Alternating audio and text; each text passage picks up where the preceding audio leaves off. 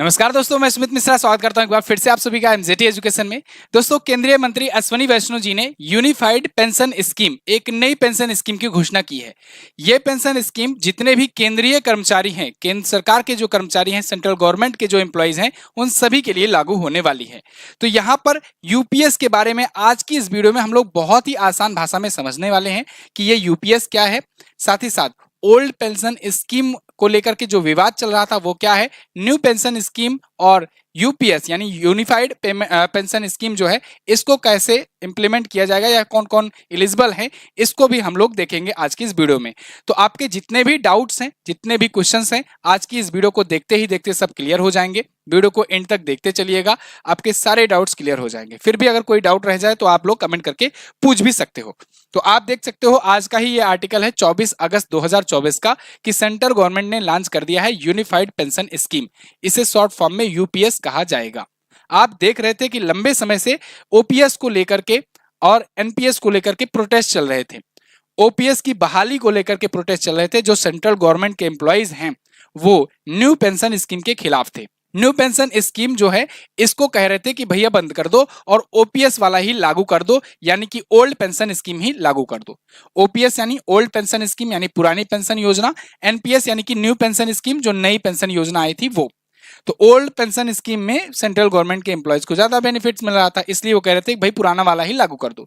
इसको लेकर काफी लंबे समय से प्रोटेस्ट चल रहे थे, डिमांड चल रही थी। सरकार के खिलाफ लोग आवाजें भी इसको लेकर के उठा रहे थे, सरकारी कर्मचारी जो हैं वो खास करके। तो इन डिमांड्स को देखते हुए केंद्र सरकार ने दोस्तों एक कमेटी बनाई थी। अप्रैल 2023 में एक कमेटी बनाई थी, और वो जो कमेटी थी उसने बहुत सारे, वो कमेटी के अध्यक्ष टीवी सोमनाथन जी थे, तब वित्त सचिव हुआ करते थे, अब कैबिनेट सचिव बना दिए गए हैं।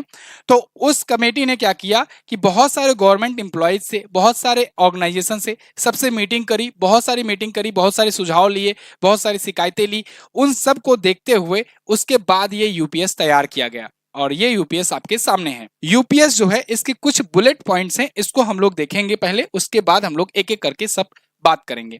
लेकिन अभी जो केंद्रीय मंत्रियों की बैठक हुई, कैबिनेट की मीटिंग हुई, उसमें तीन चीजें निकल करके आई बाहर।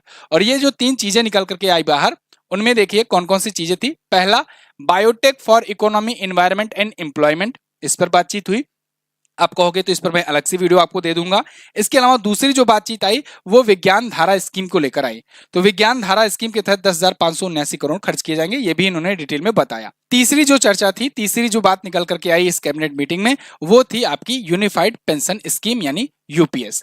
तो आज की इस वीडियो में इसी के बारे में हम लोग चर्चा करने वाले हैं। बाकी दो के बारे में अलग से आप कहोगे तो वीडियो में आपको दे दूंगा। थोड़ा सा आप लोग हाईलाइट्स देख लो, जिससे आपको थोड़ा सा आइडिया लग जाए कि क्या कुछ होने वाला है। देखिए, अभी केंद्र सरकार में 23 लाख एम्प्लॉयज काम कर रहे हैं। ये सेंट्रल गवर्नमेंट के लिए है, राज्य सरकारें अभी नहीं है इसके तहत। अगर राज्य सरकारें चाहें तो वो भी इसको लागू कर सकती हैं। अगर राज्य सरकारें मान लीजिए यूपीएस लागू कर देती हैं अपने अपने राज्यों में, तब फिर टोटल एम्प्लॉयज जिसको फायदा मिलने वाला है वो हो जाएंगे 90 लाख, यानी 90 लाख सरकारी कर्मचारियों को इसका फायदा मिलेगा, अगर सभी राज्य भी इसको लागू कर देते हैं तब। अभी सेंट्रल गवर्नमेंट के लिए है, तो अभी 23 लाख एम्प्लॉयज को इसका बेनिफिट मिलेगा। जितने भी गवर्नमेंट एम्प्लॉयज हैं उनके पास ये भी ऑप्शन रहेगा कि वो एनपीएस को चूज करें या यूपीएस को चूज करें। मतलब अगर वो एनपीएस को कंटिन्यू करना चाहते हैं तो एनपीएस को कंटिन्यू कर सकते हैं, न्यू पेंशन स्कीम को। अगर वो चाहते हैं यूनिफाइड पेंशन स्कीम जो अभी आई हुई है इसको कंटिन्यू करें, तो वो ये से कंटिन्यू कर सकते हैं। ये 1 अप्रैल 2025 से लागू होगा, मतलब अभी अनाउंस किया गया है। इस पर बाकी प्रोसीजर जो आगे चलना होगा ये किया जाएगा, और 1 अप्रैल यानी कि अगला वाला जो फाइनेंशियल ईयर है 2025 का, उससे ये लागू हो जाएगा, और तब के बाद से बेनिफिट्स सरकारी एम्प्लॉयज उठा सकेंगे। ठीक है, चलिए अब इसके बाद क्या जो लोग रिटायर हो चुके हैं उनको ये बेनिफिट मिलेगा कि नहीं, इस पर अभी हम लोग आगे चर्चा करेंगे, आगे बात करेंगे।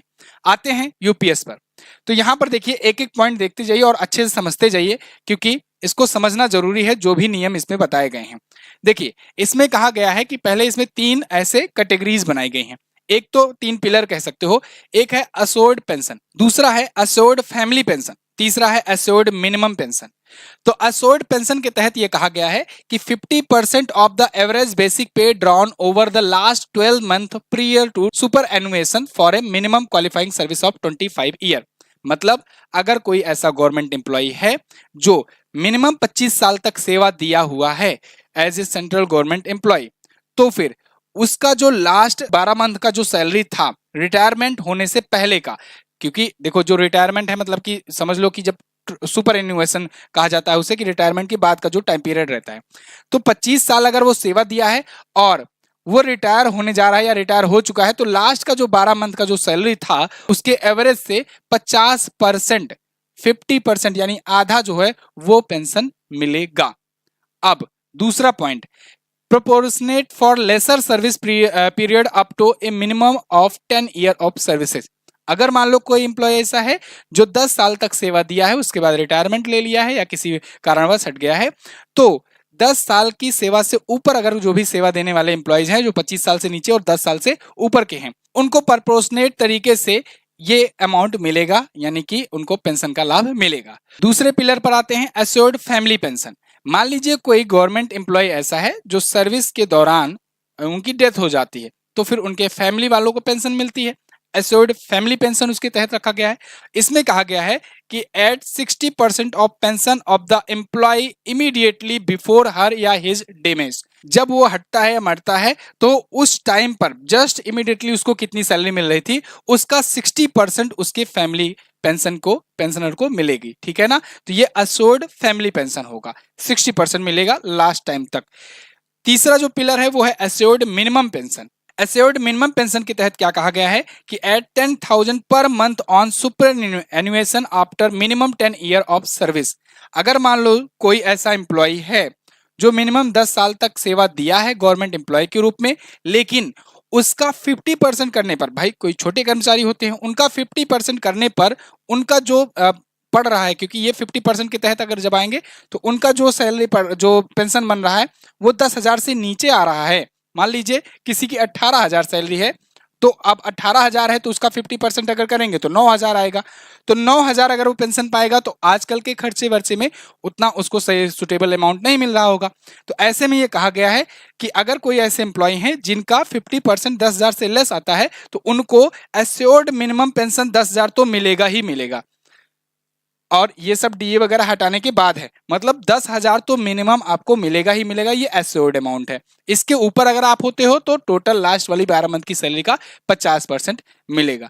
ठीक है, अब इसमें अगर बाकी चीजें जो महंगाई भत्ता वगैरह जोड़ेंगे तो वो 15,000 के आसपास तक पहुंच जाएगा। तो ये आपका, लेकिन तब जब मिनिमम 10 ईयर ऑफ सर्विस किए रहोगे तब। ये 3 पिलर हुए।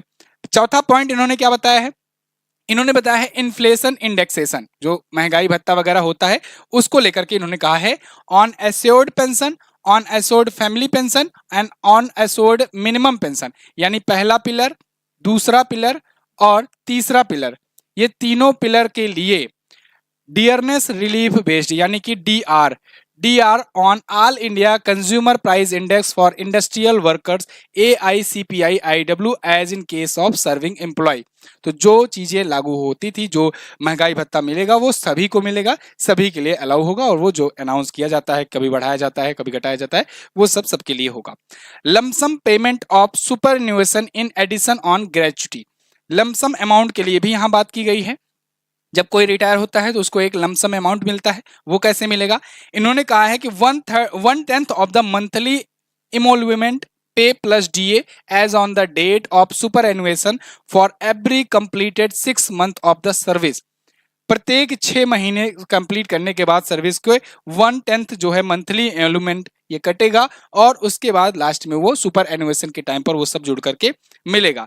This payment will not reduce the quantum of assured pension, लेकिन ये जो पेमेंट होगा ये एश्योर्ड पेंशन में से कम नहीं होने वाला है। ठीक है ना, तो ये 5 नए अनाउंसमेंट किए गए हैं, या कह सकते हैं यूपीएस के फीचर्स हैं। अब यहां पर एक आपका सवाल आएगा कि सर ये बताइए, ये तो यूपीएस 1 अप्रैल 2025 से लागू होगा, तो क्या जो लोग पिछला 2010 में, 2004 में, 2008 में रिटायर हुए हैं, क्या उनको भी इसका बेनिफिट मिलेगा? बिल्कुल मिलेगा।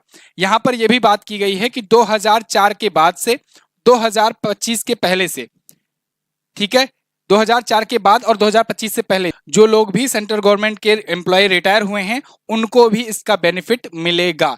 ये भी ध्यान रखना, इसको अश्वनी वैष्णव जी ने भी और टीवी सोमनाथन जी ने भी, दोनों ने क्लियर किया हुआ है। तो 2004 से 2025 के बीच में जो लोग वर्क किए थे उनके लिए भी ये फायदा मिलेगा। दूसरा बात, सबसे बड़ी चीज ये है कि मान लीजिए अभी उनका और बढ़ रहा है, जितना वो बेनिफिट पाए हैं और जब ये लागू होता है तो और बेनिफिट उनको मिल रहा है अगर, तो वो सब बेनिफिट एरियर अमाउंट के साथ उनको मिलेगा और उसमें इंटरेस्ट वगैरह जुड़ करके मिलेगा। मतलब मान लीजिए जैसे कोई 2005 में रिटायर हुआ था तो 2005 से 2025 तक 20 साल हुए, तो 20 साल में उसका जो भी अमाउंट बनता है, जो इसका पर मंथ के हिसाब से बनता है या पर ईयर के हिसाब से बनता है, वो सब एरियर उसका इसका जुड़ करके यहाँ पर एक साथ मिलेगा। इसके अलावा इंटरेस्ट भी जुड़ेगा उसमें, तो ये भी कहा गया है। तो खुश हो जाओ सब लोग, ठीक है, जो लोग रिटायर हो गए हैं वो भी और जो लोग नए हैं वो भी। फिलहाल इस पर आपकी क्या राय है, क्या प्रतिक्रिया है, आप कमेंट बॉक्स में जरूर बताइएगा। अच्छा, एक रिक्वेस्ट है साथियों, आप यहाँ तक वीडियो देखते हुए आए हो, निश्चित ही आपके लिए ये वीडियो यूजफुल रही है, तो एक रिक्वेस्ट है आपसे, नीचे चैनल को सब्सक्राइब करने का बटन बना हुआ है, कोई पैसा नहीं लगना है, 1 सेकंड का आपका समय लगेगा, आप सब्सक्राइब के बटन को प्रेस कर दीजिए और ये वीडियो उन तक पहुंचाइए जो आपके आस पड़ोस, फैमिली मेंबर या रिश्तेदार, नातेदार, जो भी गवर्नमेंट एम्प्लॉयज हैं, उन तक ये वीडियो जरूर पहुंचाइए, जिससे उनको समझ में आ जाए कि ये नया यूपीएस है क्या और इससे किसको कितना बेनिफिट मिलने वाला है। आप लोग अपनी राय जरूर दीजिएगा। एमजेटी ऐप पर अगर आप किसी एग्जाम की तैयारी कर रहे हो, गवर्नमेंट एम्प्लॉयज बनने जा रहे हो, तो आप लोग एमजेटी ऐप डाउनलोड करो, यहाँ पर आप तैयारी कराई जाती है और इसमें बहुत सारे अफोर्डेबल प्राइसेस पर वीडियो कोर्सेज भी अवेलेबल हैं। आप जो है वीडियो कोर्स सेक्शन में जा करके देख सकते हो, जितने भी रेलवे, एसएससी, बैंक, इन सबके एग्जाम के जो पैटर्न होते हैं, लेटेस्ट पैटर्न पर आधारित बहुत ही अफोर्डेबल प्राइसेस में वीडियो कोर्सेज अवेलेबल हैं। आप इनको लेकर के अपनी पढ़ाई कंटिन्यू कर सकते हो और अच्छे से सिलेक्शन प्राप्त कर सकते हो। थैंक यू सो मच, मिलेंगे अगली वीडियो में, तब तक के लिए नमस्कार, जय हिंद, वंदे मातरम।